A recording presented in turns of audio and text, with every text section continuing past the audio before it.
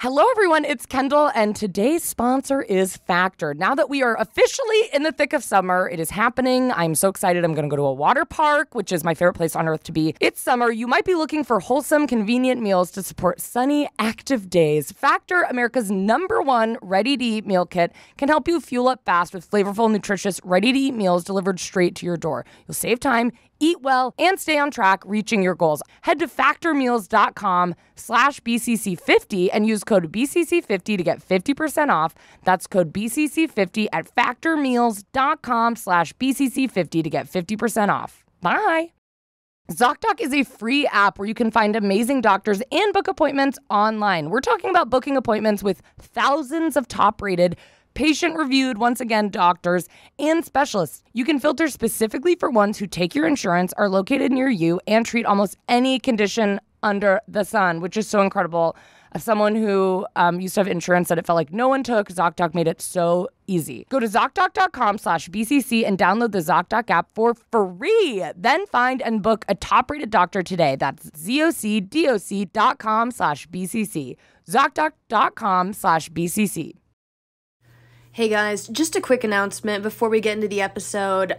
Both Kendahl and I fully support the WGA and the SAG-AFTRA strikes, and we have not been paid to promote this show, that we're about to talk about on the episode. We recorded this prior to the SAG-AFTRA strike, and we decided to air this episode because the show was shot and produced prior to the strikes, and we want those union members who worked hard on the show to have it be seen as many people as possible. They deserve that for their effort. We will, however, continue to monitor both strikes going forward, and based upon guidelines issued by union leadership, we may refrain from talking about new movies and TV shows on future episodes. So just a heads up. And for now, we highly encourage you to please support both strikes in any way you can. We've included links in the description for several nonprofits set up to help support members of both unions. So please check those out and please donate if you can.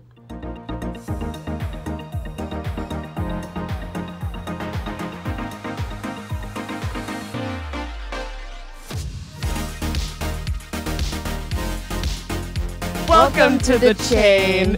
Welcome to the BCC Club. We are your hosts. I'm Kendahl Landreth. And I'm Sarah Schauer, and this is the damn BCC Club. Where each week we talk about a weird part of the internet and we dive a little bit deeper, and you guys are included on the thread. And but first, we are going to talk about our weeks. Actually, should we talk about the topic that we're going to talk about? Well, yeah, because I have a feeling it's going to hook you in because it's a very exciting topic. This week we're talking about the queer ultimatum. Yeah. Do you generally love it, hate it? I did not watch the original Ultimatum. Me neither. I watched the queer ultimatum. I feel like I have a hard time sometimes with these shows. Yeah. Because I just don't care about these people. Yeah. I do feel like there is part of me is just these are just normal people. I don't know or have any relationship to. And they're always just such archetypes of toxic people. Mm-hmm. So I have a hard time wanting any of them to date each other because my instinct is to just be you should all go to therapy and then come back to dating in 2 years. Yeah. But I did like this episode. I do feel like gay stuff is much more dramatic. I watched the gay Are You the One? Yeah. Did you watch that? No. It was 10 times better than the straight Are You the One? Yeah. So I got pretty into this. Yeah. Okay, hell yeah. What about you? I liked it in that no one was hard to figure out. Yes, they're all very easy to figure out. When you said they were archetypes of people, I'm this is the typical character.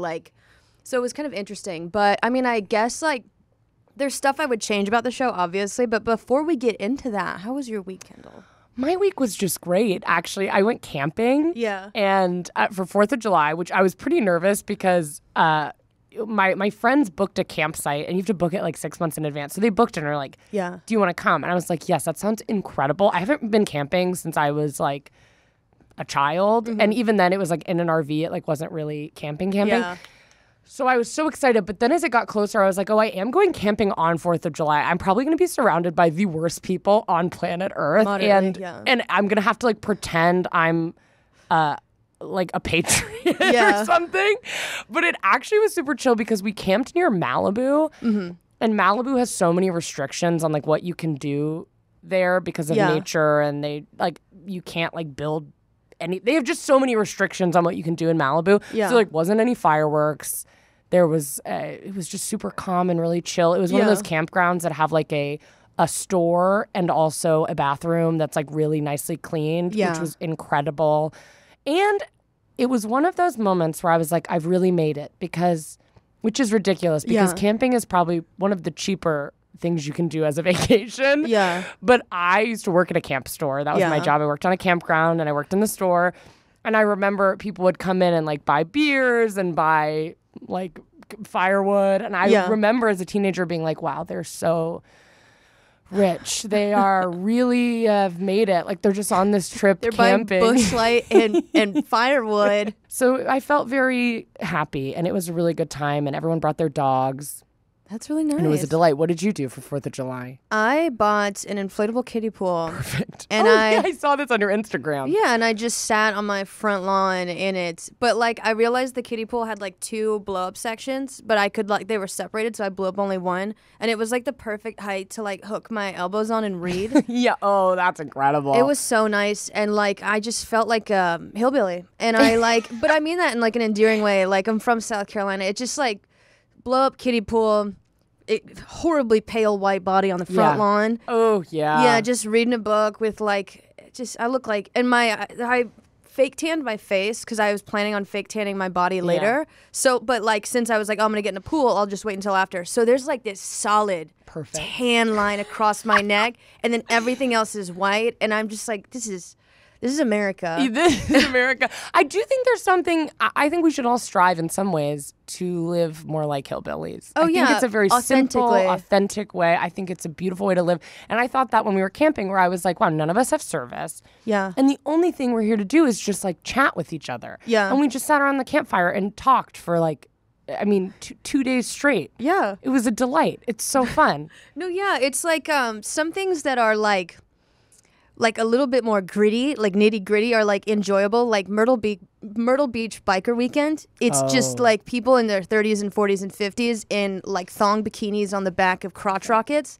and like driving. What is a crotch rocket? It's like a type of motorcycle where like it's like not the classic sort of style like the Harley. It like looks like more of a sport bike. Oh, okay, got it. And there's just like 50-year-old women in thong bikinis hanging off the back, and being right behind them at a stoplight is just like life-changing. Oh yeah. But like your gay awakening. But it's like how you're like at the campsite like 4th of July, you like realize, oh, this is going to be a crowd that I'm not used to. Yeah. But there's something so nitty gritty and authentic about the crowd that it makes it like somewhat like really enjoyable, actually. Exactly. And what I noticed with camping. Yeah. Everyone around, in my head, it's the same thing I thought about when I went on a cruise. I thought the same thing was going to happen, where it's just going to be people screaming at each other, blackout drunk and I'm sure maybe I got a good camping crowd. You're on the wrong floor. Yeah, because on the wrong floor. They separated us by emotional intelligence.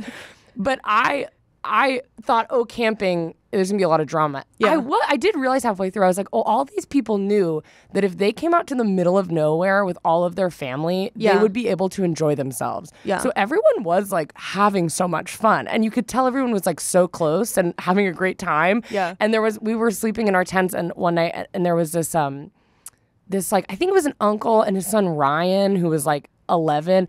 And for like an hour, he was like, Ryan, go to bed. And then Ryan would be like, fuck you, Uncle Kenny. And then he'd fart. Yeah. And it went on for probably an hour. And I think probably most people would have been like, this is the worst. Please go to bed. But I was just sitting there I was enjoying it so much because I was like, what a happy family. Yeah. Such a joy, such a delight. It was nice. It's nice. Get back to nature. That's something I like about like families who like are like curse, like, because they're just like, you never like, I could never curse in my family, but like hearing like a little kid like yell back, I'm just like, good for them. It's so nice. It's so nice. It was so nice to see.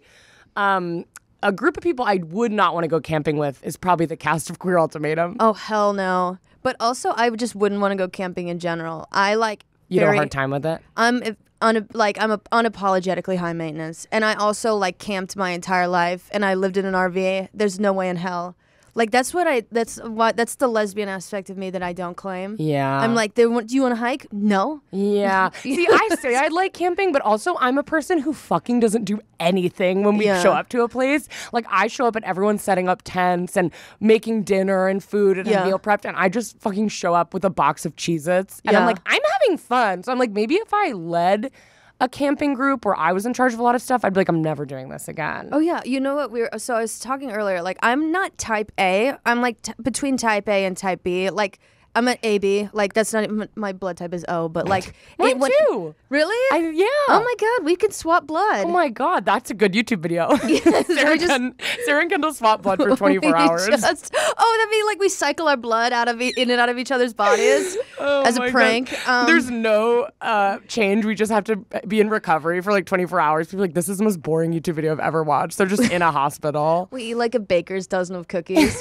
But wait, no, what was I gonna say? Like if I were to set up, I can set up any tent, like any tent. I can do anything. I will never do it again. But like if I'm going to a campsite, I have to set up everything. Oh wow. Like I'm that type of person because like if I see someone doing anything moderately inefficiently, I'd rather someone do nothing at all. If I see someone like, whoops, I'm like, get away from it.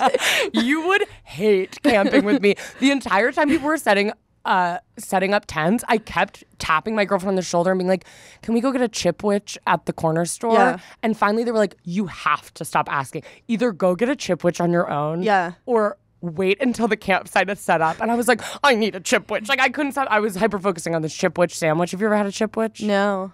2 cookies with a bunch of ice cream in the middle. I can see it. And it's good. Yeah. And I saw they had them in the corner store when I went to get firewood. It was all I could think about. People were setting up and just like, who wants to come get a chipwich? Anyone want to get a chipwich? They were so done with me. You would hate camp. I was a nightmare to camp with, I'm sure. I would set you up with a lawn chair, a box of Cheez-Its, your video game, and then some headphones. And I'd be like, Kendahl, we're going to check in a couple hours. Wow. Only speak when I am directly in front of you. Maybe we would be good camping buddies. Well, I mean, because like... But you'd have a lot of responsibilities is my point. Which might make you resent me over time. No, I'm totally fine with that. It would bug me if you offered to help and made it like inefficient. Yeah. So it would be more helpful to me if you did like, sat on your own. Yeah, exactly. And I would appreciate that. Yeah. Okay. Thank you. Okay. Thank you. All right. But you know who I don't appreciate? Who? Mildred? Mildred and a lot of people on the Queer Ultimatum. The Queer Ultimatum, obviously the show, The Ultimatum, already existed. Neither of us watched it because why would we do that? No. And then they made a queer version, which maybe I kept saying to my girlfriend, I was like, I can't tell if we're just surrounded by gay people, but it feels like this season did a lot better than the other seasons. Because I'd never heard someone talk about The Ultimatum. Yeah. I felt like The Queer Ultimatum was all anyone was talking about. Yeah, because I mean, you never like really focused on like queer relationships. I mean, like you said, like, are you the one? But that's like, like meeting other gays and hooking up with other gays. Like seeing, like, a lot of lesbians or sapphics are like knee deep, actually neck deep in relationships. Yeah. So we don't really see like explore the dynamic of like a firmly like solid established like relationship. Yeah. Yeah. So for those of you who don't know, the plot of The Ultimatum, it's a TV show, reality show, and they take how many couples would you say? If you want to read what Mia wrote, because I can't even help you describe what's happening. Because if I were to be like, they couple up and they uncouple up and they... Well, I feel like I feel like when I start reading, it gets more confusing, to be honest. But I want to just... Anyways, they take a certain amount of couples. They take like 6 couples, let's say. And all of these couples are kind of going through a rocky time in their relationship, and one of the people in the couple has decided to give the other person an ultimatum, which is basically, for the most part, is like, either you propose to me at the end of the show or we break up. Yeah. But after 1 week, or 2 weeks or something like that, they all get to decide to pick another person on the show that they're going to fake marry for a week. So they break up with their current, quote unquote, current partner that they've been with for however many years, and they date another person from one of the other couples, and then, drama ensues. Yeah, it's just to see like, well, they don't even give them like a couple weeks. They get the couples on the show, and then they break up immediately, and then they go on a bunch of, quote, like dates with all the other people in the group, and then they choose who they would like to like have a trial marriage with. They don't like go on these small dates thinking that they'll long-term date them. I mean, they might. It could happen. But like, and then they get coupled up with them in a trial marriage for a couple weeks just to see what it's like. And then once they get out of the trial marriage with the sort of stranger, they try a trial marriage with their original partner to like see if any of their perspective has shifted. And it usually has. Oh, yeah. I find it so insane because a lot of these couples have been together for like 4 years. These are not, and that's a feat. Like being with someone for 4 years is a long time. That means at some point you've had to have some serious conversations and, you know, worked on yourself in some capacity, I would assume. I cannot believe how fine they are, like, going on dates with other people. If I broke up with my girlfriend, even fake broke up with my girlfriend, I would be a wreck on the ultimatum. We should do a version where, like, healthy couples go on the ultimatum. It would just be people crying. Like, I would be so upset. People would be like, hey, babe. And I'd be like, don't talk to me! Don't talk to me! I miss my girlfriend! Like, it would be so hard for me. And, like, so I'm always just like, all of you should break up. And honestly, if you're in a relationship where you're trying to go on a reality show, you should probably break up. Probably. So like during the trial, like the dates to like see if they like someone else, you can also see like your partner going on a date with someone else because it's all like around one big pool. Like, yeah, like you said, if I saw Naomi going on a date with someone else right in front of me, I would literally throw up in the pool. I would need horse blinders and like something that keeps my neck from like churning in any direction. Yeah. I would be like a wreck. And I would constantly be talking to my partner, not even in a romantic way, but being like, we have to debrief about everything that is happening. Yeah. Like, we have to give our opinions on all these people. And they'd be like, you guys are not supposed to do this. They must have to make so many rules. Whenever I watch reality TV, I was thinking this last night because I was watching The Bachelor. And I was like, why does someone on The Bachelor always go up to the like, if it's the Bachelorette. Yeah. Why does a man always go up to the Bachelorette or vice versa and be like, this guy is bad news? Because I'm always like, when you start talking shit about other people, the other contestants, you always never win. Like, the person who starts drama with another person never wins The Bachelor. That's like never happened in the history of Bachelor Nation. But I was like, I bet a producer like makes them do that. It's you need to go do this. So I always wonder if I'm like, maybe they're not allowed to talk to their partners that they came with.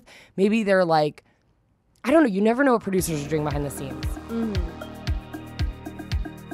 Hello, everyone. It's Kendahl, and today's sponsor is Factor. Now that we are officially in the thick of summer, it is happening. I'm so excited. I'm going to go to a water park, which is my favorite place on earth to be. It's summer. You might be looking for wholesome, convenient meals to support sunny, active days. Factor, America's #1 ready-to-eat meal kit, can help you fuel up fast with flavorful, nutritious, ready-to-eat meals delivered straight to your door. You'll save time, eat well, and stay on track reaching your goals. I love this because I'm always in the summer trying to go on picnics and, we're going to do a hike, and at the top we're going to eat food. It is so annoying to get out every single Tupperware that I have and try to find the lids for them and then wash those dishes after. With Factor, I just have it all done, which is so incredible. If you're too busy with summer plans to cook but want to make sure you're eating well with Factor, skip the extra trip to the grocery store and the chopping, prepping, and cleaning up too, while still getting the flavor and nutritional quality you need. Factor's fresh, never frozen meals are ready in just 2 minutes, so all you have to do is heat it up and enjoy. Then get back outside and soak up the warm weather. I love Factor. Head to factormeals.com/BCC50 and use code BCC50 to get 50% off. That's code BCC50 at factormeals.com/BCC50 to get 50% off. Bye. Hello, it is me again, if you can believe it, good old Kendahl, and I'm here to let you know that the sponsor for today is ZocDoc.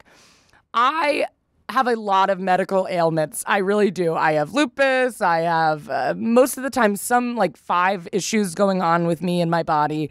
And sometimes I get really stressed out because, for example, a while ago, I had a cough that just would not go away. And I was trying to book a doctor's appointment, and I couldn't get a doctor for like 2 months. And I was like, well, I hope nothing serious is going on, because if it is, I'm going to find out in 2 months when it's probably already fatal, which is so scary. And I know that's my anxiety talking, but it really did scare me.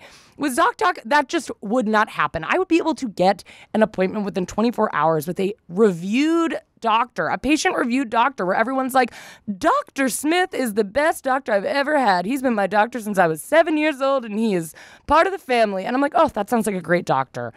So I really recommend using ZocDoc. ZocDoc is a free app where you can find amazing doctors and book appointments online. We're talking about booking appointments with thousands of top-rated patient-reviewed, once again, doctors and specialists. You can filter specifically for ones who take your insurance, are located near you, and treat almost any condition under the sun, which is so incredible. As someone who used to have insurance that it felt like no one took, ZocDoc made it so easy. Go to ZocDoc.com/BCC and download the ZocDoc app for free. Then find and book a top-rated doctor today. That's ZocDoc.com/BCC. ZocDoc.com/BCC. Well, should we go through who all the couples are? Yeah, so just to explain this timeline a little bit, the season was cast, like the first season, they dropped May 24th, 2023, and the reunion dropped June 7th of 2023. However, the original show was filmed in 2021, and then the reunion was filmed in January of 2023. So, like, you have the entire series filmed in 2021, and then, like, at the end, people decide if they want to get married or break up. And so now the reunion is being filmed 2 years later. So, like, we get to see the actual updates of these couples.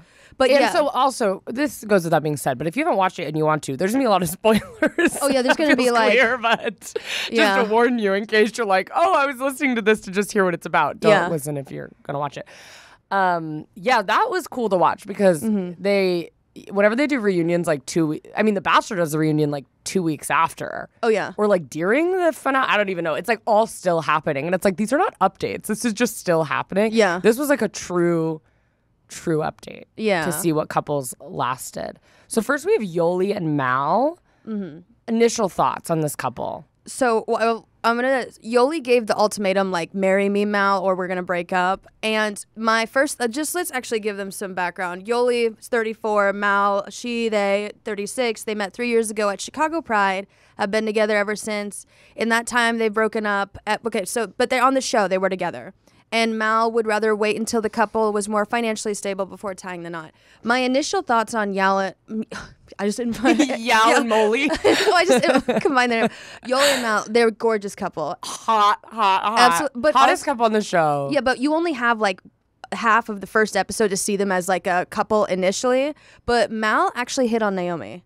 What? Okay, so this is how I know that they didn't work out. So I was invited to this Netflix event, and I couldn't go because I had a stand-up show.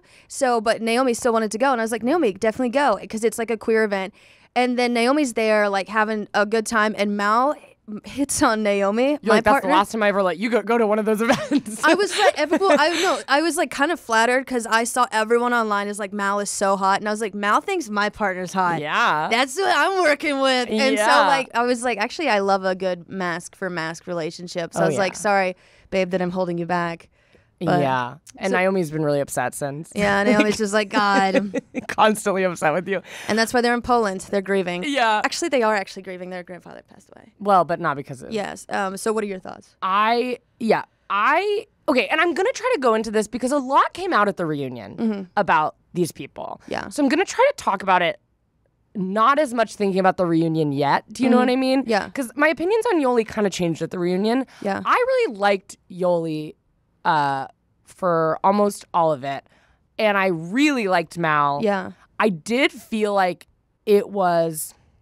I try to be a little less judgmental because I think the way Yoli was communicating between Mal and Xander, who is a person they did their trial marriage with, I think the way... She was definitely lying to kind of both of them about the realities of what was happening. But at the same time, I'm like, this is a really hard situation to be in. Like, you're being asked to basically cheat on your partner.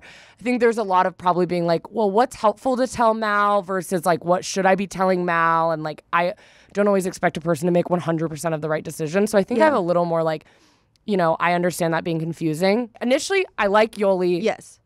Mal, I really, really like, and I think I agree with more naturally because to me, marriage is, I would love to, my partner and I are going to get married. Yeah. But if they were like, I don't want to get married for 10 years, it wouldn't really mean anything to me. Like, we have enough communication that I wouldn't be like, do they not want to marry me because they don't like me? Yeah. Like, I understand if you have all these goals, especially financially, or it feels like throwing marriage. To me, I'm like, yeah, we'll get married when we have like a free year where we feel like we have a lot of time and we feel like we want to do that. But so to me, it is like, yeah, if you're stressed out about all these things, why would you throw a wedding in? Like, I don't understand that personally. So that makes total sense to me. And in the beginning, I think it's important to say, Mal was like, I feel like Yoli correct me if I'm mixing people up, but I'm pretty sure this was them. Mal said to one of the other people, I feel like it's frustrating that Yoli gave me the ultimatum because part of what I'm struggling with is that Yoli is like a serial monogamous and likes all of, it seems like every person she's dated before me, she's felt the exact same way where she's like, you are the one. Yeah. So I'm kind of like, not me. Mal was like, what's the difference between me and those people? Yeah. My thought, and this is the last thing I'll say about this couple, sorry, but my thoughts on that are kind of like, to me, a relationship is like a choice. Like when you get into a relationship, the number one thing I think both people should have in common is that they both want to be in a relationship, in my opinion. So I'm kind of like, I think it's, but this is just what I believe. I don't think there is one person for each person. Yeah. So I'm like, yeah, I'm sure Yoli could have also been with those other people before you. It's just that they all decided not to, or their communication was bad, or they had different life plans. I think they totally could have been with those people, but now they're wanting to be with you. And the only difference is whether or not you decide to like build that life with them. Yeah. I think having very strong feelings for each person you date is completely normal. You chose them, like you said. But like, I think the only thing that's problematic with Yoli is the fact that they're back-to-back relationships. Yes, totally. Yeah, totally. The fact that you feel that same way for the back-to-back, like I'm like, that's... Because that also means that you can immediately get rid of those feelings. Yeah. Like you were so in love with this person, you want to marry them, and now you don't. You're dating someone else who you feel the same way about. Or like you suppress them, or you like supplement them with someone else. Yes. You haven't gotten over someone, you're just now rolling it into, and that's why the feeling is so strong. Yes, 100%. Okay, so that's Yoli and Mal. What do you think about Yoli and Mal? Sorry to talk. I already told about it in the beginning. Thank God. Okay, Lexi and Ray is our next couple. And then Lexi gave the ultimatum, and the background, Lexi, she heard 24, and Ray, she heard 27. They met 3 years ago on Bumble and have been together ever since. Ray is not positive she's ready to get married. So Lexi is 24, and she's 100% sure that she wants to get married. And initial thoughts on them, we'll dive into it a little bit more, but like, I understand Ray. Like, her hesitation. Lexi is very...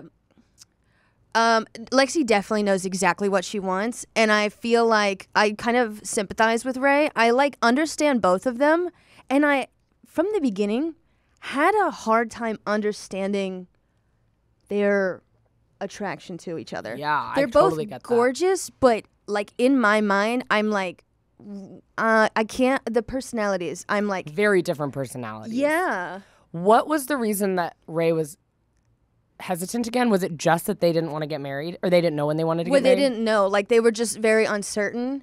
And like, I mean, that's like totally, Ray was just uncertain. Like, like can't give like firm answers, but I mean, I can't, that's just pretty much it. Yeah, that's how I felt very similarly about them. Mm-hmm. There's also Mildred and Tiff. So Mildred gave the ultimatum, which I always forget because it always feels like it was the other way for me. Yeah. But Mildred gave the ultimatum. Mildred, she, her, 33, met Tiff, they, them, 32. After Tiff sent her a DM 2 years ago, they've been together since and live in California with Mildred's teenage son. Mildred wants to get engaged and progress their relationship. However, Tiff is concerned they won't have their communication sorted out and constantly fight with each other. Yes. So we'll get into Mildred in a second. I also met Tiff at this this bar downtown with Naomi. So and Naomi like follows a lot of. What is Naomi? I'm worried Naomi's having some underground thing with the Ultimatum cast where they're like telling you they don't know them and they're like, oh, I just ran into these people. Oh no, I mean it was like pride events, but we'll get into Mildred. But Mildred, I think these always get complicated too when someone has a kid because it feels like it's a fully different. It's a teenage kid. Yeah, but that's like a lot. Yeah, because to me, I'm like, well, you shouldn't be coming back from a reality. First of all, what are you doing on a reality show if you have a teenage son? That feels crazy to me. But also, what you can't find someone else on the show and then just bring them back to your teenage son and be like, hey, the Tiff you've known for years. Yeah. This is your new Tiff. It's like, what? That's crazy. Yeah, and they are, like, when Kendahl says, like, archetype people, they are fighters. They're yellers. And I definitely sympathize with Tiff because it's like they seem to be dealing with a lot of reactive abuse. Yeah. Mildred, like, pushes and pushes and pushes and pushes, and it makes sense that Tiff is, like, just... Well, and Mildred literally said an episode I watched yesterday, she was, like, talking to a different person, but she was like, I'm allowed to yell. I'm allowed to raise my voice at you. And it's like, No, you shouldn't. You're not? What do you mean I guess I could say that about, I could be like, I'm allowed to beat your ass. It's like, no, like you can't just say I'm allowed to and then you get to do things. Like you should not be raising your voice.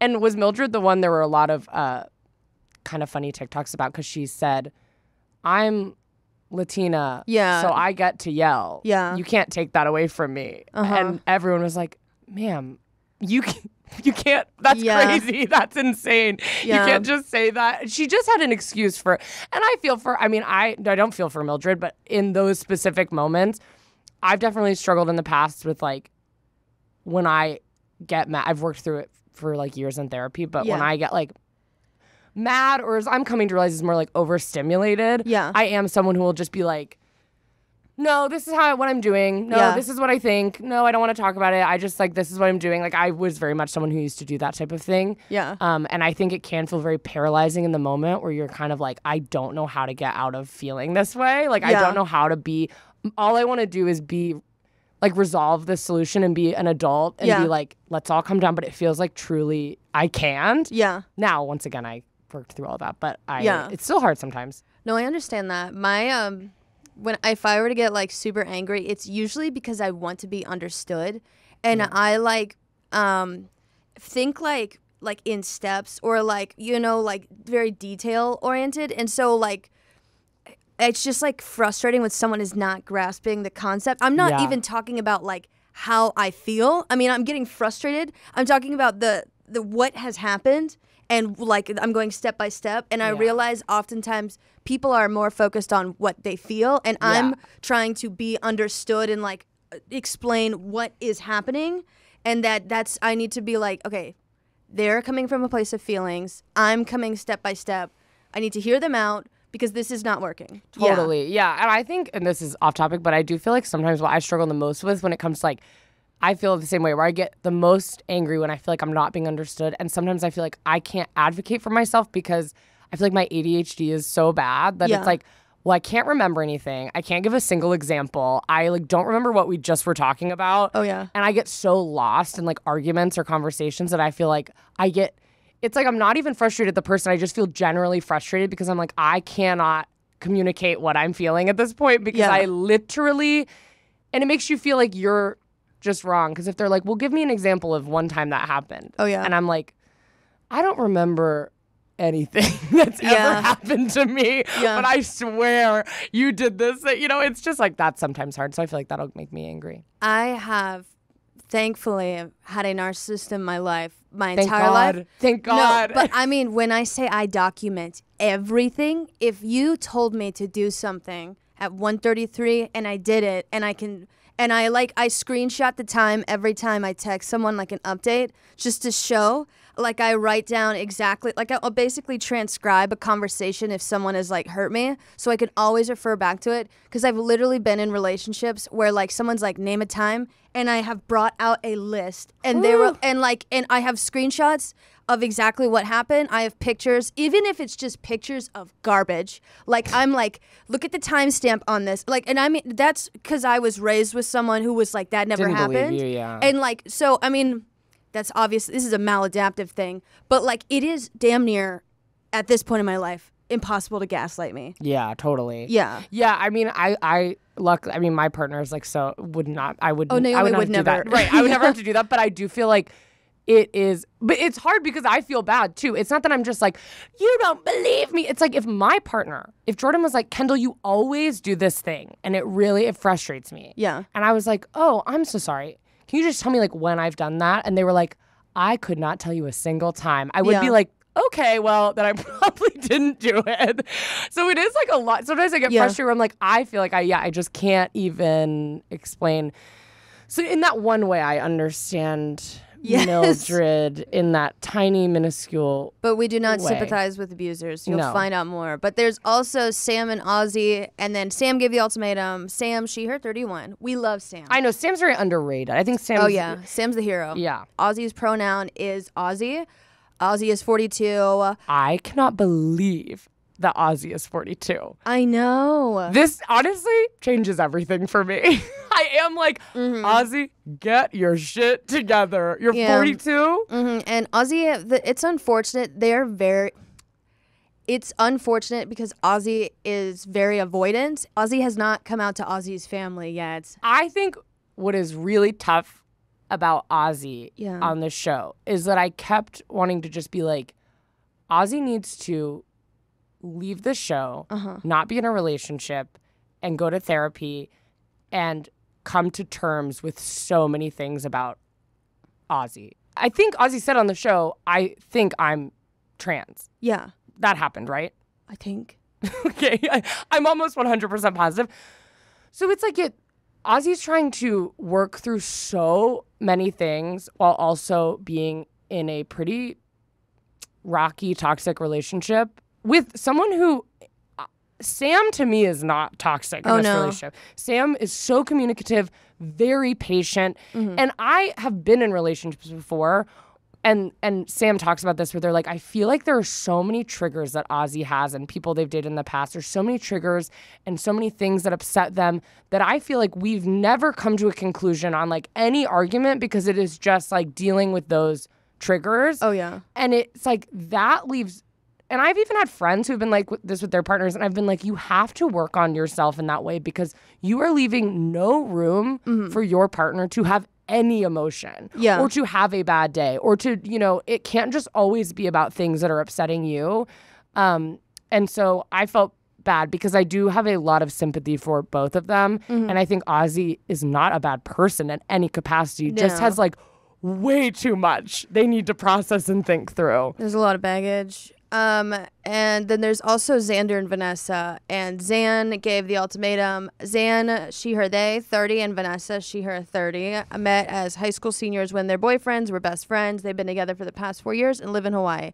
Vanessa is hesitant about marrying Xander as she's worried about losing her freedom, but Zan wants marriage and children. Right off the bat, cannot stand Vanessa. Yeah. Vanessa was, I would say, the villain of the show for a long time. Like, there were so many memes, so many things about, like, Vanessa sucks. You know how, she is, what I will give this girl is that she can roll with a punch. Oh, yeah. I have never seen someone be attacked so ruthlessly, maintain themselves. She is kind of a dick, but, like, if I were to get attacked like that, I'd be like, oh, jeez. Yeah, but she doesn't care. And I don't think she really played the victim, to be honest. Oh, she didn't. She could roll with that shit. Yeah. Yeah. And once again, someone could probably send me a compilation of clips, and I would be like, okay, you're right, she's an asshole. Yeah. I didn't mind her as much as I think other people did. I think because I was like, she is being fully upfront about herself. I would not be friends with this person, but this is clearly who this person is, and she is being... I think there's a lot of people on the show who are covert, who were actually kind of very similar to Vanessa, but wouldn't be upfront about it. Yeah, Vanessa was so upfront about who she was, and we'll get into more drama with them later that I have opinions on. But Xander's cutie sweetie, cuterson. Xander's a cutie, but Vanessa is manipulative, so I just wanted to say that. And I don't like the way that she spoke to Xander a lot of the times. Yes. But so I'm not saying like, oh, she's great because she's upfront, but she was transparent. And so we're going to do like a quick season recap. We did talk about like there was an introduction and trial marriage. This is where the host was Joanne Garcia Swisher. She is a straight woman. She was on Reba. She was the oldest daughter. I love her as an actress. But it was so clear that the woman was scared of lesbians. Yes, she was. Well, I wonder how the hiring went because it almost felt like she was like. I don't even know where this came out of left field. I felt like she was like, I'm doing what? Yeah. And then was like, help me. Like, it almost felt like, I don't know if she was scared of the people on the show. It felt like she was like, I should not be doing this. Yeah. And I'm very afraid because I can feel myself getting canceled as we're filming this. Yeah. I mean, in the beginning, I was watching it yesterday, they're like, immediately she comes out, they're like, are you gay? Yeah. And she's like, so no, I am not, but I love gay people. Yeah. I was like, oh my God. It was so bizarre to me. No, yeah. Her hosting, I'm going to say this full sentence because I want to take this out and put it on Instagram. Joanna Garcia Swisher hosting the Queer Ultimatum is like if I started hosting Pimp My Ride. Like, you'd be like, What the fuck? Do you know anything about cars? No. Why are you here? Right. I don't know. Hello. It just Insane. I take a car places. And it's so bizarre because I understand when someone who hosts The Bachelor. Yeah. Sorry, I keep bringing up The Bachelor. I've been watching it. I only said Pimp My Ride because they're literally right next door. And you've asked to host it before. No, but that's the only show that came to mind. But on The Bachelor, the host has so much more lines, for lack of a better word, is more present and has to communicate. I'm like, yeah, it takes a little more skills. You're having to talk more with people, doing, one-on-one sessions with people.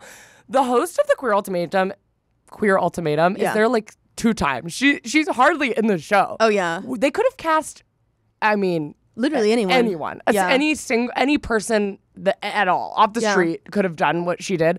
Not a statement on her job on the show. You're it's just an incredible it's actress, not, but I didn't make sense. Yeah. Yeah. Well, she hosts it though, and I kind of felt bad for her. But just some quick recaps. They had a pool date. Everyone was talking about Lexi's boobs, and this is not me being everyone. And so then, Lexi is trying to choose between Vanessa and Mal. This is integral. So Lexi originally likes Vanessa because Vanessa's a people person. But then Vanessa, when Lexi and them are on a trial date, Vanessa is I don't even know why I'm here. I'm just here to have fun. And Lexi is of a very strong mindset. And she's then why are you here? I want to get married. Why would you dick around this? Why would you do this? So Lexi starts to hate Vanessa. And this is Vanessa originally was liked a little bit, but then when Lexi decided to hate Vanessa, that's when the whole shit kind of just hit the fan with Vanessa. And also what's crazy is that Vanessa was also dating Ray, who is Lexi's partner. You're going to have to draw a map. I know, and Lexi did not like that. Yeah, and so Lexi pairs up with Mal. Ozzy goes on some dates with Mildred. And Ozzy and Mildred meshed at first, but this is actually a combination of people. Ozzy is so avoidant and Mildred is so confrontational. It's the worst. Polar opposites. It's a nightmare. Yeah. It's a true, and I will say, once again, I think when you watch the interactions between Mildred and Ozzy, a lot of what Ozzy's doing is reactive to Mildred. Yeah. But Ozzy does do something that is such a pet peeve of mine, Running away? Is that, but no, more, because I just wouldn't date someone who did that, but Ozzy does something that I've had exes do, where you're expressing your feelings, and they're saying oh yeah, okay, right, but they're don't mean right. They're meaning oh, you're crazy, but they're just being oh, okay, yeah, sure, and that's all Ozzy does, and it really gets under my skin. Oh, if I was paired with Ozzy, I would be so furious all the time, but I'd take a couple Ativan, get my heart rate to 45, and just berate them in the most calmest manner. But there's also Zan and Yoli, and Zan and Yoli were so cute. I believed in them. Cute. It was the first couple on reality TV that I literally was this is cute. They are so cute together. And so Zan is Vanessa's old partner, and Yoli is Mal's old partner. I initially loved them together, but then they became the U-Haul of the show. And then, at the end, Vanessa tells Lexi she hopes they can be friends, and Lexi says that she hopes Vanessa trips down the stairs. There you go. One thing that I was going to say about Xander and Yoli that I always think is so fascinating about these types of shows, because it's your partner is going to watch this show back. And there's a part in the very beginning where Yoli has just gotten with Xander and is just kind of talking about how she's never felt this way with anyone before. And with Mal, she hated physical touch. Yeah. And they had to work so much on the fact that if Mal was going to touch her shoulder, Mal had to ask, all this type of stuff. And she was Xander, I just want to touch all the time.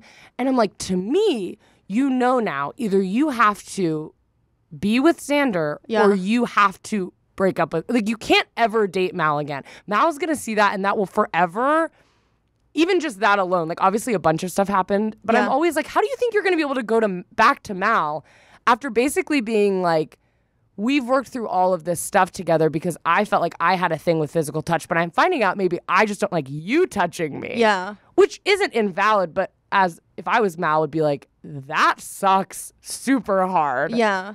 And I don't think I would want to be with that person. Well, I think since Yoli has back-to-back relationships, something happened with the person before Mal probably that Mal helped heal.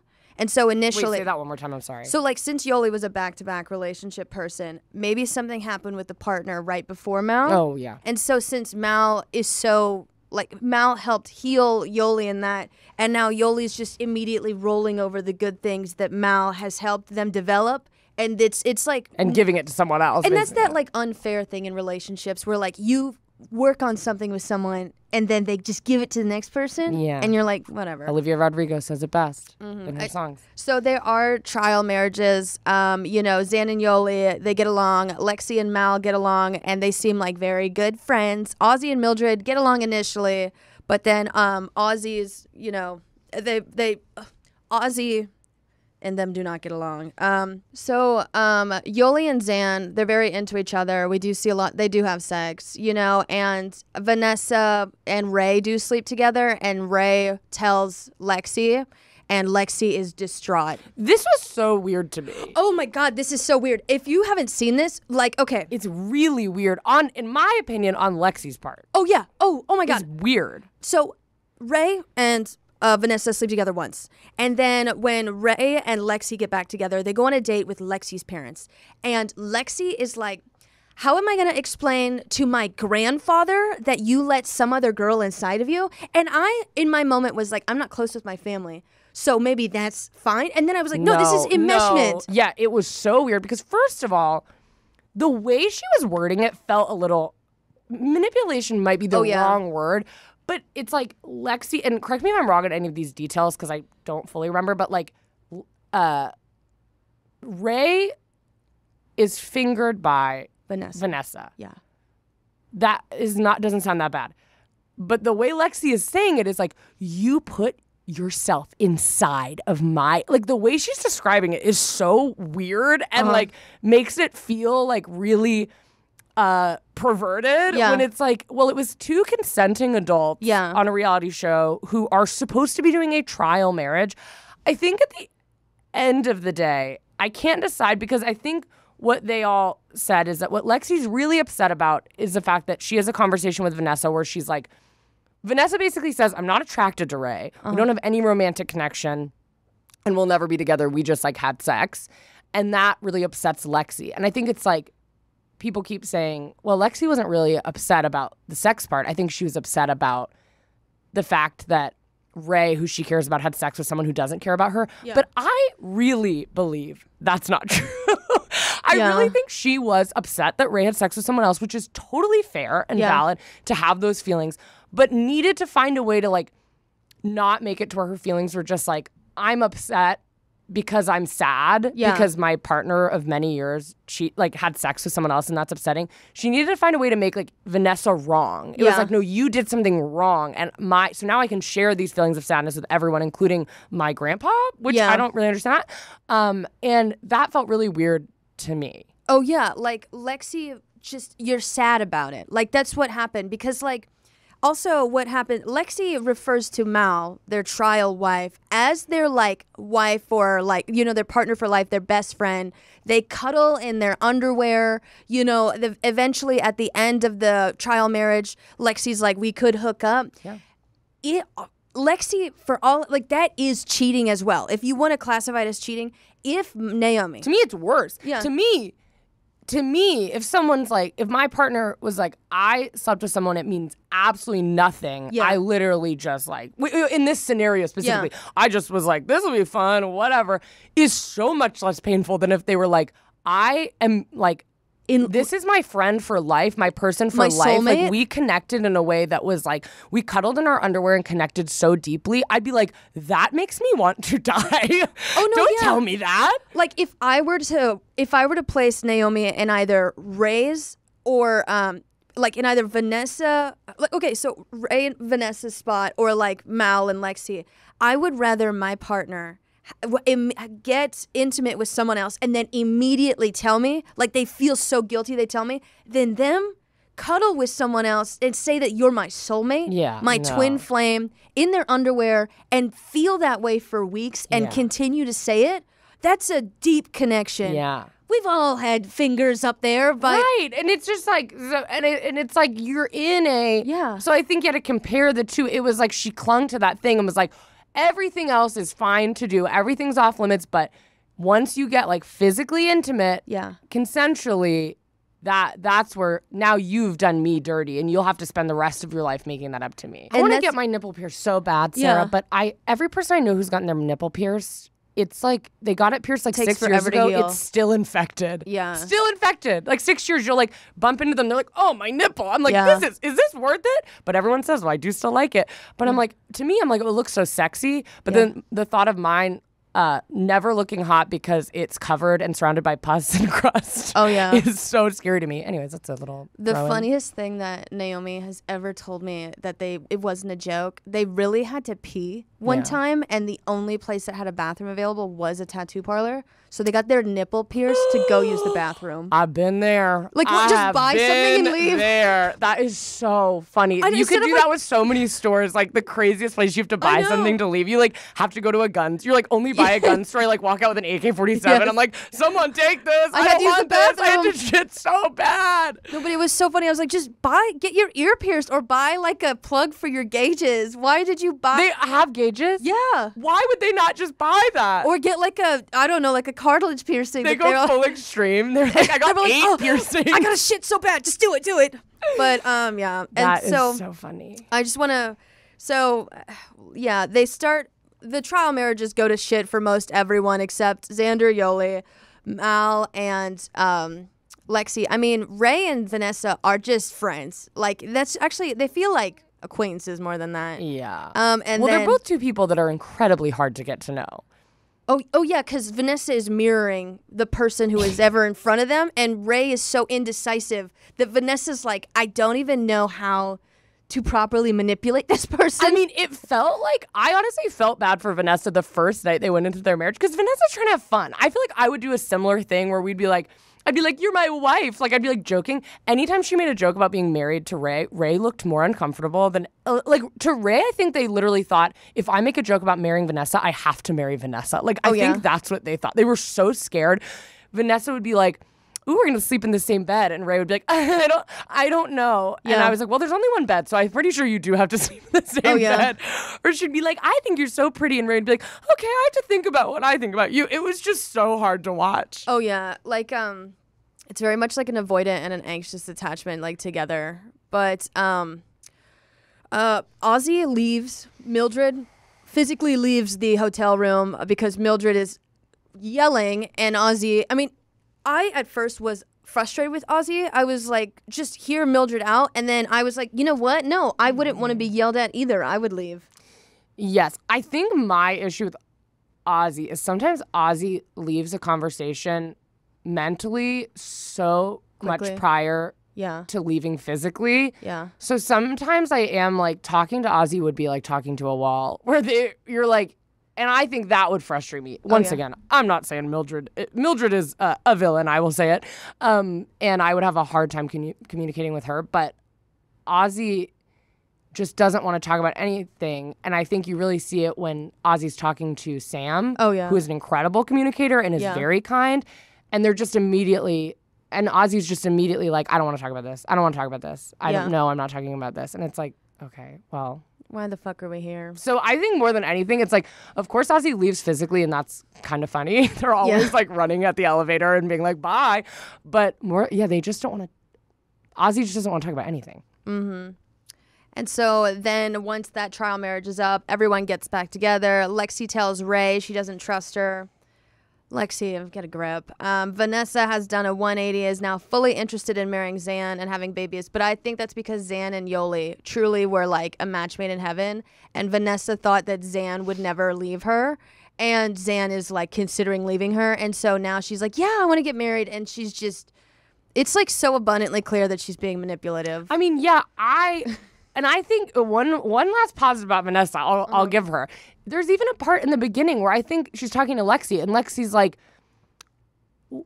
basically coming for her that she's so terrible at relationships. And Vanessa's like, yeah, I mean, I haven't had to be good in relationships because every person I've dated has allowed me who's been obsessed with me even though I've done nothing. Yeah. And I'm like, that's pretty like self-aware to be like, yeah, I just haven't had to really do anything in relationships because everyone just like wants to date me. Yeah. And I think I've dated people like that where they've been mean to me and are not that great of people, and I've still just been obsessed with them because before therapy I was very anxious attachment.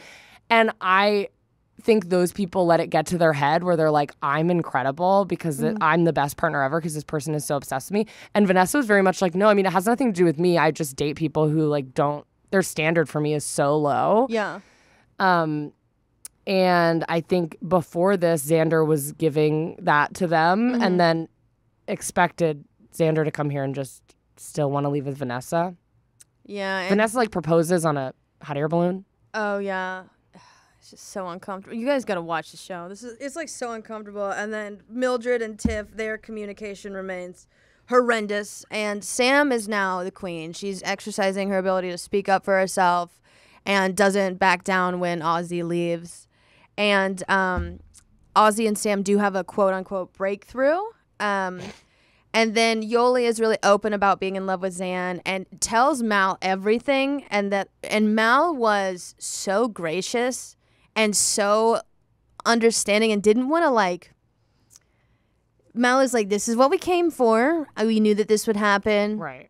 I knew you're a lover, you know, and I love you. And I'm just like, I would have to be in that headspace. I mean, I could be probably calm, but to say that stuff out loud, I'd have to be like 3 shades to the wind. I mean, I don't know though, because I'm like, I don't think you or I are in relationships where we would ever be in this situation. Yeah. It's like some of these relationships are so bad. I'm always like shocked when they'll say like they've been together 3 or 4 years. I'm like, how did you make it? Yeah. 3 or 4 years. How? That must have been true hell to get through this. So it's like, yeah, if I was with a person who I was arguing with constantly, never felt heard, and saw really no future with, I feel like maybe by the end of this, I'd feel more relief than anything, being like, go onward then with someone else. Yeah. Who did you relate to the most on this show? Because I feel like I would be Ray. I think I related to Lexi. Not in my, I don't know. Maybe it's just because she was like, I'm young and am mature. Yeah. Which I've related to before in dating where like, I usually date people who are older than me because it's not just people I date. All my friends are older. My best friend's like 34 years old. Like all my friends are older. I'm 23. I grew up, I mean, starting at 17 was in the New York comedy scene. Like everyone around me is 30 to 50 years old. Yeah. So I'd have a hard time when I'd go to date someone and it'd be like a 20-year-old my age and they would be like, I'm going to Columbia and this is my thesis. And they're just like in such a different place in their life than I am. And so I understand being like my age, because I dated people when I was 19 who were 6-7 years older than me who were not ready to be in a relationship. Yeah. And so sometimes I think I related to that aspect of her where she was like, my age does not define where I'm at in my life, especially once you're past 20 years old. It's like I've met 30-year-olds who are like 20-year-olds, you know? So I related to that aspect. I don't find myself to be a jealous person in any capacity. I don't know if Lexi was being jealous, but I don't think I would have reacted in any of those ways. Who do you relate to the most? Well, Ray. Oh, you said that. I'm sorry. Also, like, this is like a problem I have with the show. So it's Queer Ultimatum, and there's so much emphasis on get married or bust. And I feel like the marriage aspect is so straight.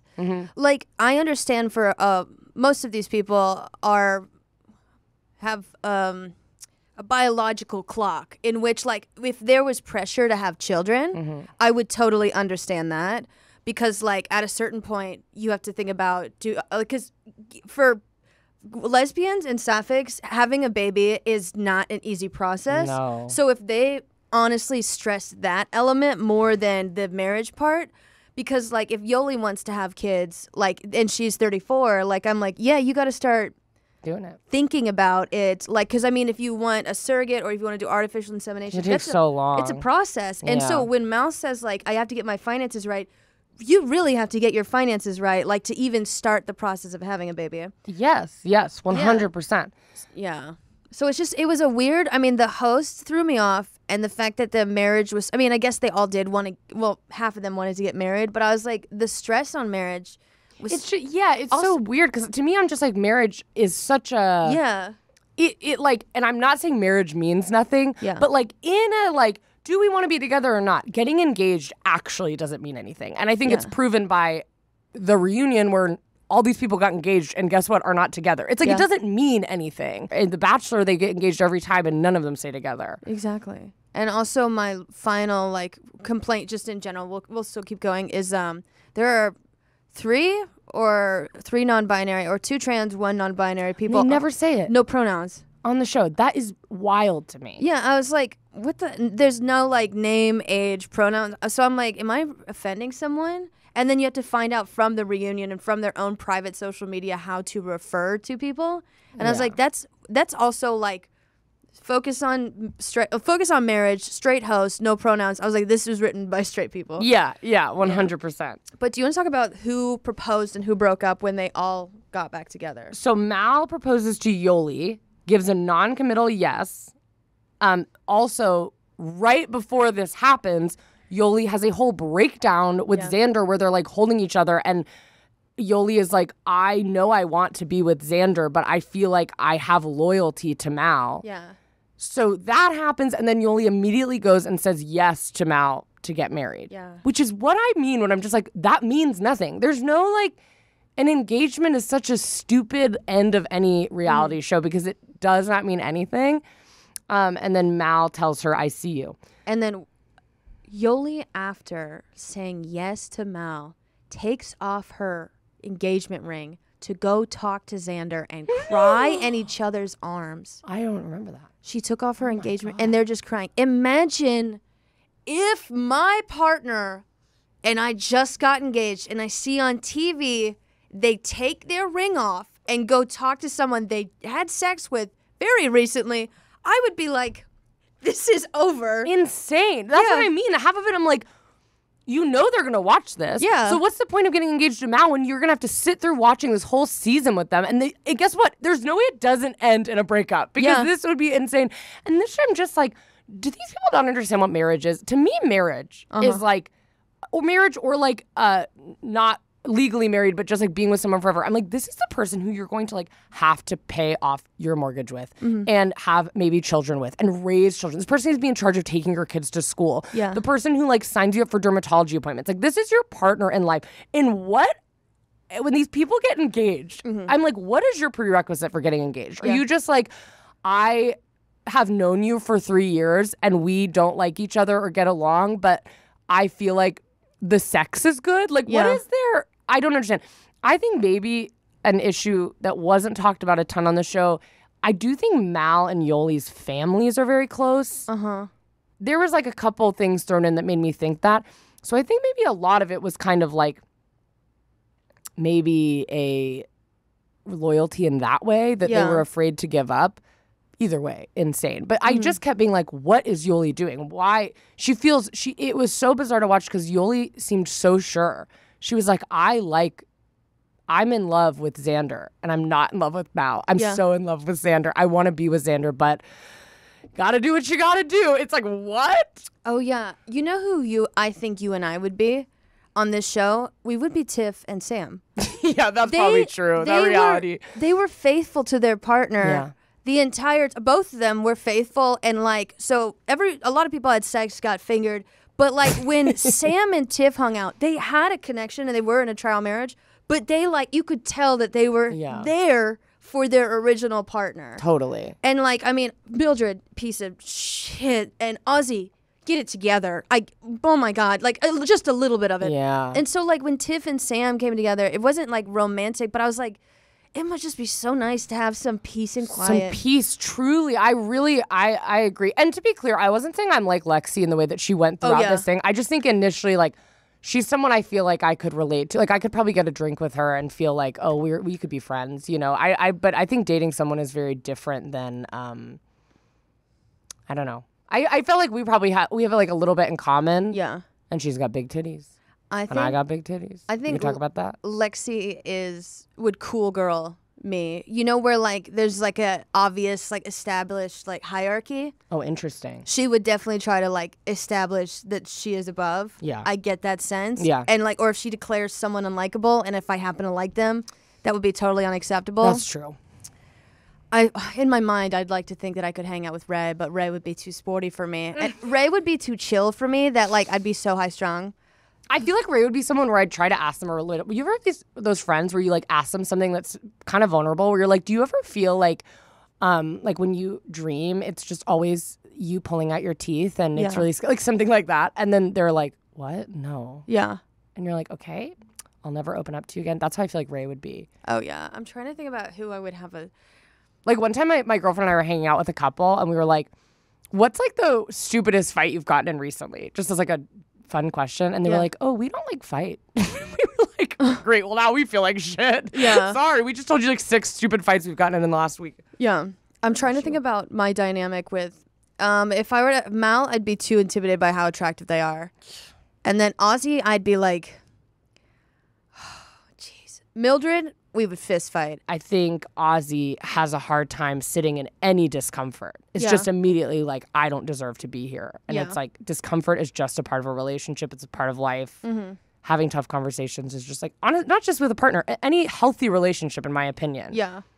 No, yeah, like most change is uncomfortable. Like if you think about like going to just like in the most literal sense, you go to the gym, you start working out, it's going to be uncomfortable. Does that mean it's bad that you're working out now? No, it means that like it's something different that you're doing. And that's the same for like a lot of like mental things. It's going to feel uncomfortable. Just because it's uncomfortable doesn't mean it's bad. Yeah. Mm-hmm. Yeah. Because I've realized that I have a lot of like, I will label things confrontational that are not confrontational. Like someone will say something to me that's like, especially in work stuff, sometimes that like hurts my feelings or I think is like rude, or like at a party someone says something rude to me and I'm like, well, I want to voice what I want, but like I don't want to start confrontation. Yeah. And it's like, that's not confrontation. Yeah. And every single time I've done it recently, I've been like, oh, everyone's been so nice about it. You know what I mean? Yeah. Like, why did I think that was me being difficult? But I think it's so ingrained into my head to just be like, just be easy to work with, be easy to work with. Just say yes until like you are in a situation that is hell to you and then you can run away. Yeah. You know what I mean? I confronted Kendahl yesterday about something, and we worked our way through it. We did. I thought it was a review. I wasn't even talking about that, but I know, but I was literally so relieved because I've never done that before. I haven't either, really. And so, like, it was cool how you responded because I don't know. Did I do a good job? Yeah. Oh, yeah. It was like so like reasonable, and I like you. Yeah, like you're saying, like I get freaked out. Yeah. Because like I just want to be easy to work with. Yeah. And so like if I think about something too long, I'm like, should I say something? And then if I do say something, I'm like, but it's okay. Like, you could just punch me. Like, you know. Like, well, because I realized I was like, it's not really fair to other people that I'm around because I think my instinct has always been, and like even with yesterday, would have just been like, yeah, that's fine, that's fine, that's fine. Yeah. But it's like what I do is like I say, yeah, it's fine to everybody, but it's not fine. And then I like build up, and I'm getting better about this, but like I just like keep that in my like, oh, that annoyed me. This annoyed me. And it's like, well, how is that person supposed to know? Because you didn't say anything. You acted like everything was like fine and dandy. Yeah. And it's like I would do that with my friends, my partners and whatever. And it's like then I've built up all this like things that upset me and resentment. And then I'm like, it will all come out. And I haven't like, I once again, I think I've gotten a lot better about that. But I'm really trying to be like, you cannot say yes to something if it's going to make you upset. That's not fair to people around, because I hope that people in my life, if I do something, I always am like, if someone's upset with you, they'll tell you. Yeah. But it's like, well, if I was friends with myself, I certainly couldn't tell myself that. Yeah. So I'm very much working on that. Mm-hmm. And then just Tiff proposed to Mildred, and then that feels crazy to me. How did they come to that conclusion at the end of this? How did that was that the conclusion? We only fought. We never resolved anything. But when you're in love with someone, it's like you're addicted, you know? Like you truly are addicted, and quitting any sort of addiction is hard. I'm not going to give this talk again. But then Sam and Ozzy meet in a garden, and Ozzy fakes out Sam by giving Sam a rock and saying like, this is what penguins do. And I was literally about to throw everything, and then Ozzy brings out like a ring, and Sam's like, yes, oh thank God. And did they get engaged? Yes, they're the only couple that still remains together. They're still together. Mm-hmm. But I feel bad for Sam because I am just like, you need to be in a relationship where your feelings are heard, and you are allowed to have like I always like I think about like when my dad passed away. I think I dealt with it pretty well, but like I was not 100% for like 6 months. Like I was very depressed. Some days I would just be like, I can't leave my bed. I'm so sad. And if in that time my partner had been like, I think I can't even imagine my partner doing this because they were just so there for me and they like really picked up the slack. And then there's been times where they've not been able to give 100% and I've really picked up the slack. But I know some people who are in these relationships where it's like if your partner who's the stable person, if you're the Sam in the relationship, if one of their parents dies, if they go through something really upsetting, I've seen this happen in relationships where like they do not survive it. Like that couple will end up breaking up because that person cannot have you not working at 100%. And the exhaustion that must be to not be in like a relationship where you feel like there are days that you can give a little less than 100%. So exhausting. Yeah, if Sam got diagnosed with some sort of disease, Ozzy would need to take a sabbatical, would literally disappear to meditate in the mountains for 3 months because it causes them so much pain. Meanwhile, Sam is in the hospital like, where's my support? Help me. Tiff's there with their dog. Being like, we're here. Oh, Tiff. Devastating. And so, this just... Then they had did we get to all the proposals? I'm sorry. And then Vanessa and Xander break up, which is, Xander, you did a good job. And Vanessa, you're up front, and I'm going to go ahead and say you handled it the best way honestly, the best way that anyone could on live TV. Yeah. I mean, I think Vanessa realized on the show, like, oh, I don't want to be in a relationship. Yeah. I really believe whenever, like, the number one dating advice I could give at 23 years old, so people, take it with a grain of salt, but is the number one thing in a relationship, if you're deciding whether to date someone, is if that person wants to date you, which I know sounds like obvious, but I dated so many people who did not want to date me that I was, like, trying to make it work. And it is, like, I think that is so bad on both ends because it makes you feel like shit, but it also has made this whole group of people who are just not made to date people. I think there are some people who truly do not want to be tied down, do not want to date someone, and has made that group of people be like, oh, I'm a bad person. And it's like, you're not a bad person. You just don't want to be in a monogamous relationship, whether that's forever or for right now. Yeah. But if people were just like, oh, you don't want to be you're not in a place to date, great. That's no statement on me. We're just not compatible. That's the number one compatibility for me is like if another person, it's like why I'm always like on a first date, I think it's totally okay to be like, what are you looking for from dating? Yeah. I think that should be like the first thing you ask. No, yeah. And also my last complaint about the show, they had no therapist on the show. Yes. They even have that on The Bachelor now. They had no, like, so you couldn't even work through this. But if there had been a therapist there for all of Ozzy and Mildred's conversations, it would have been so productive, at least to be like, you're both wrong. Or maybe being like, Mildred, you are not allowing, like just pointing out both of the things and allowing them to then have some discussion because their discussions were just like nothingness of nothing. They really should have a therapist. And so Ray proposed to Lexi in the greenhouse. So we go to the reunion, which Ray and Lexi are still together at the reunion. Yoli and Mal broke up.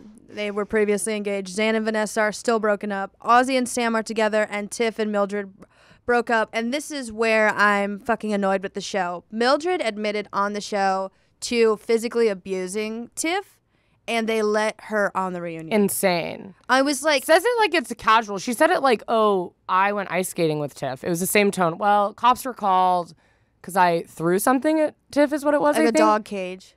Insane. At the dog cage? At the dog? No, at Tiff.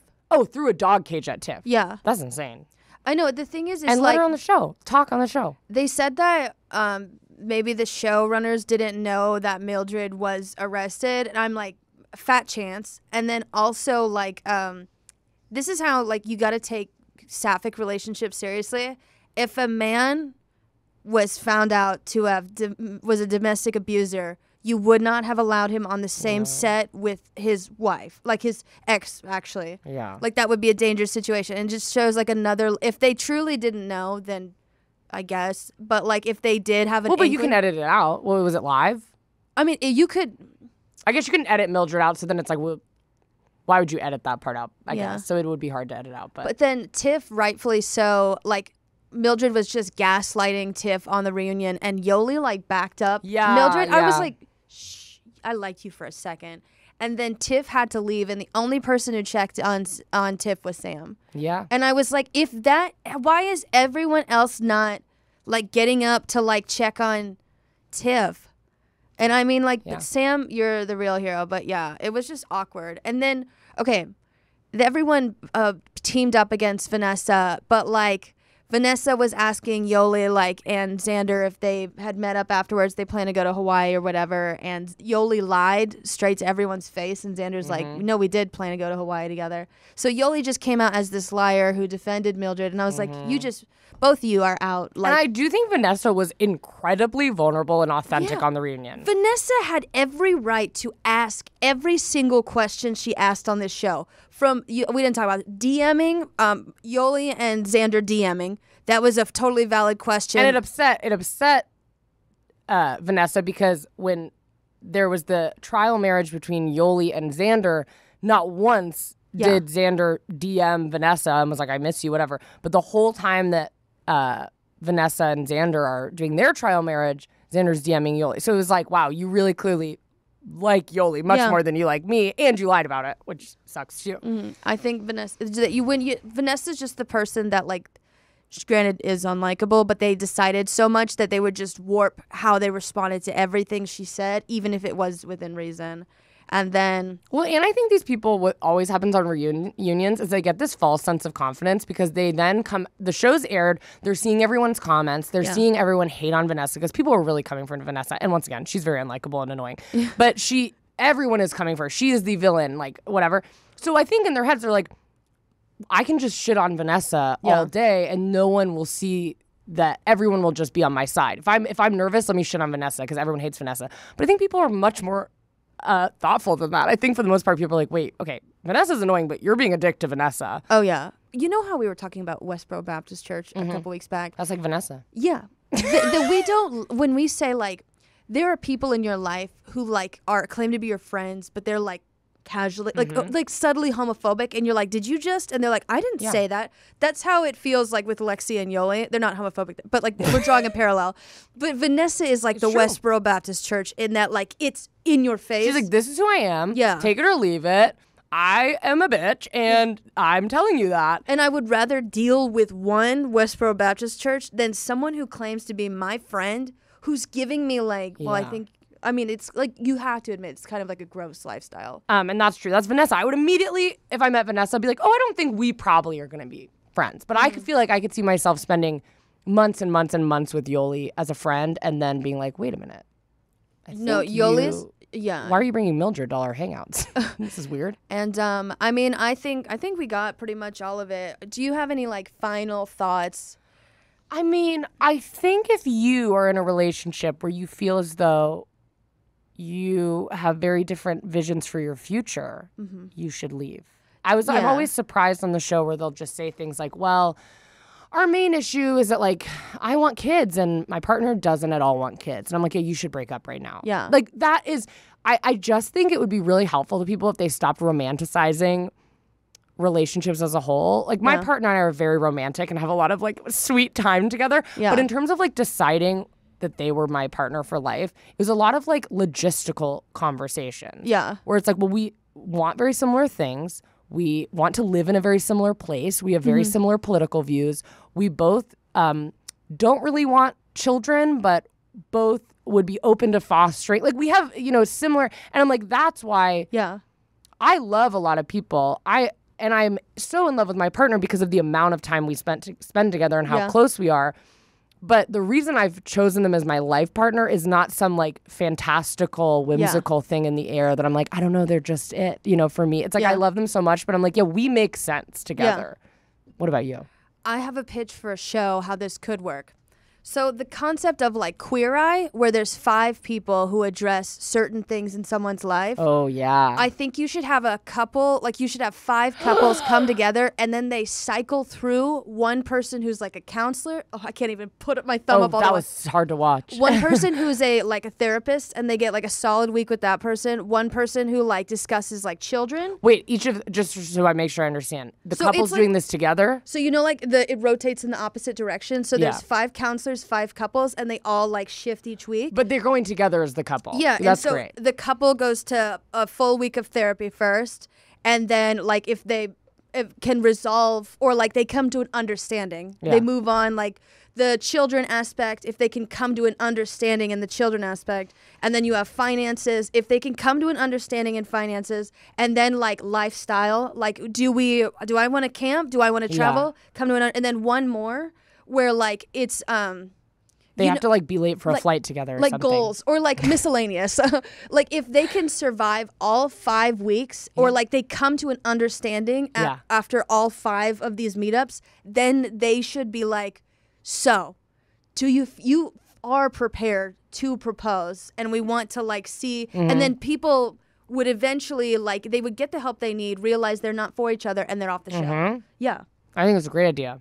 Yeah. I think that's a really good idea. I feel like it's so hard because I really think if you get into couples therapy and you are both like level-headed people, I think sometimes you can work through almost anything. I'm in couples therapy with my partner right now. They are. That's great. Yeah, we love it. We love our therapist. She shows us a lot of pictures. Oh, like of her vacations. No, she loves to show you slideshows of her personal life. like systems. She's like, if you feel this way, you will feel this way. And I'm like, I see. But we actually do have someone on the show today. Very exciting. They were supposed to host the Queer Ultimatum, but ultimately were cut. And I think Kendahl, you're going to interview them and see their thoughts on it. Yeah. I'm really excited. And I got to go get my thumb checked out because I can't. Yeah, it looks really bad. The thing is I can. Is it feeling any better? Kind of this. Okay. I cannot push this up naturally. And I can't like, I can't even put my hair up. If I want to expand like a hairband, I have to use these 2 fingers now. Oh my God. If you're just listening and not watching, Sarah's showing me their carpal tunnel. My right thumb is just messed up. But I will see you guys in a bit. All right. Thanks so much, guys.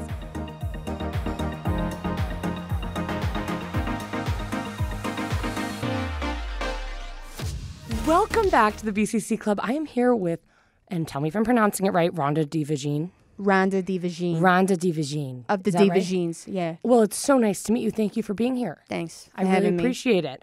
I'm here to talk to you today about I don't know if it's a sensitive subject, but the ultimatum. The queer ultimatum. Yeah, it's supposed to be on the show, and they said, we got someone else, and you're kind of abrasive, and they said, get out of here. And so they gave me a one-way ticket to LaGuardia, and I had to hike the rest of the way home. Uber? They didn't even pay you enough for Ubers? No, and I'm banned from Uber because, you can't. Oh, my God, Rhonda, I'm so sorry. Why did they replace you with Joanna? Well, see, they wanted someone who's like more, hot. I guess I'm not hot enough. My body temperature runs about 101. I'm in the early stage of heat stroke. Oh, every day. My resting heart rate 250. Can I ask you a question that's kind of? Are you gay? Yeah, I'm gay. Yeah. Okay, My last name is Divagine. Right. It means, what are you trying to say? It's like the vagina? It's kind of what that means? Yeah, it's Italian for the vagina. Wow. Yeah. Well, how would you introduce yourself to the contestants during the first episode? You filmed the first episode? Oh, I filmed the entire series. Yeah. What? Wait, yeah, and then Rhonda, they really? cut me. Yeah. Mm-hmm. The re-recorded it with new contestants or same contestants? In the original, Sam was supposed to end up with Mal. Whoa. I know. So what was the question you asked me? Well, how did you introduce yourself? I said, hey, my name is Rhonda Divagine. I'm here to see if you two should break up or get married.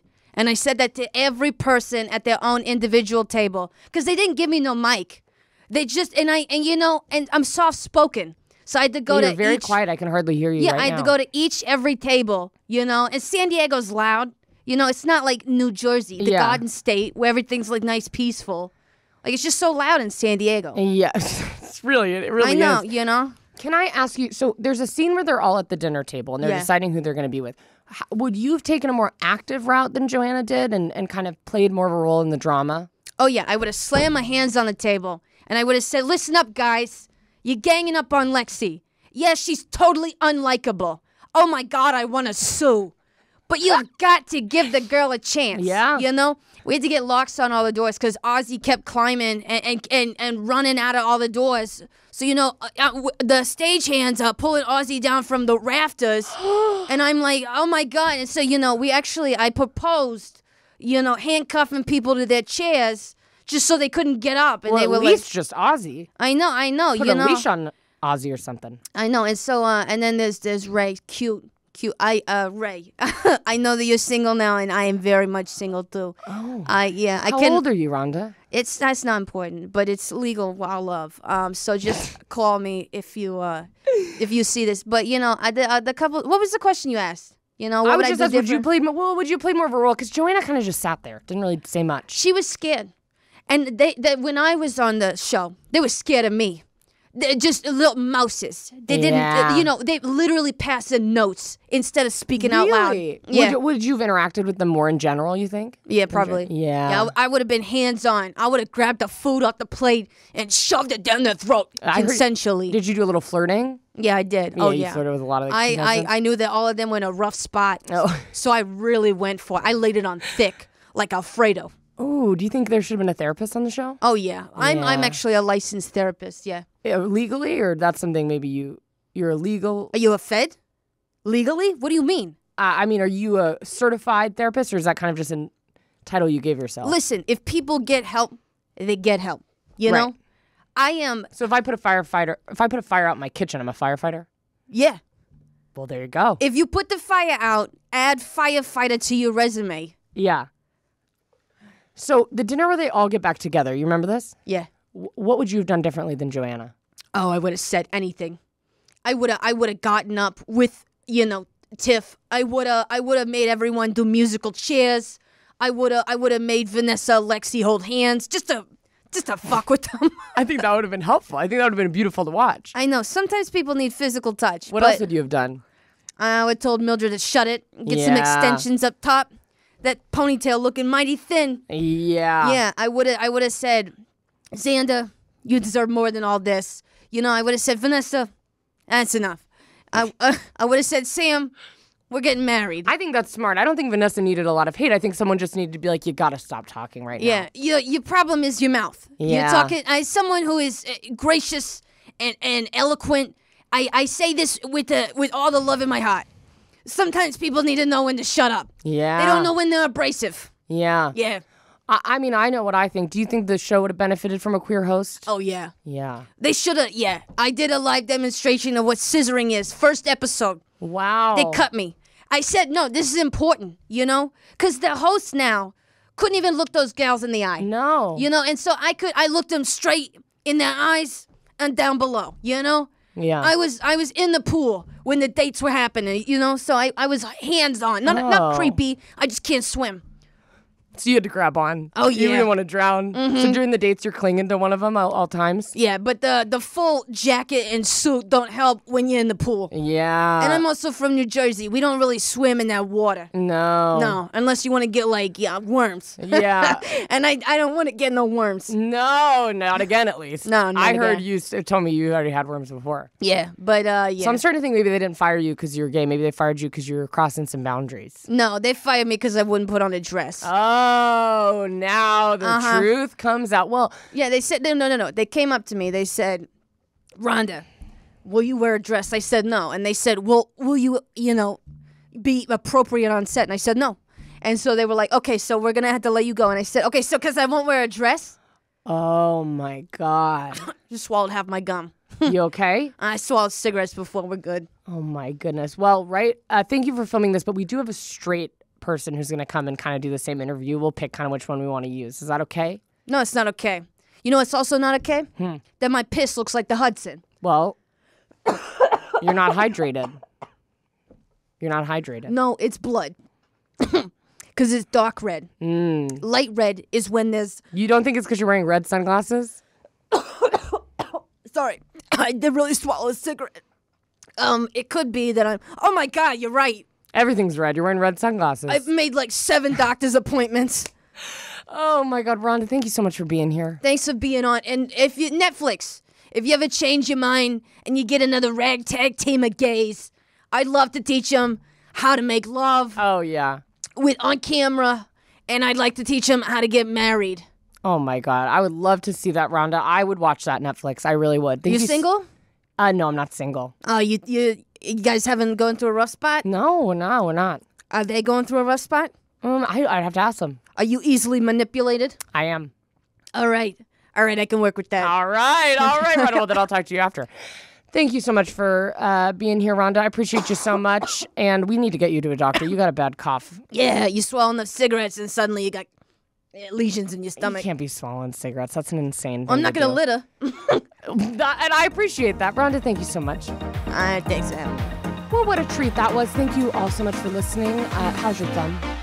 It's still messed up, but I mean, what can you do? Thank you guys so much for listening to this week. It was this week's episode of the BCC Club. Make sure if you're not subscribed on YouTube, please subscribe. I'm begging you. And give us a thumbs up. Yeah, give us a carpal tunnel thumbs up.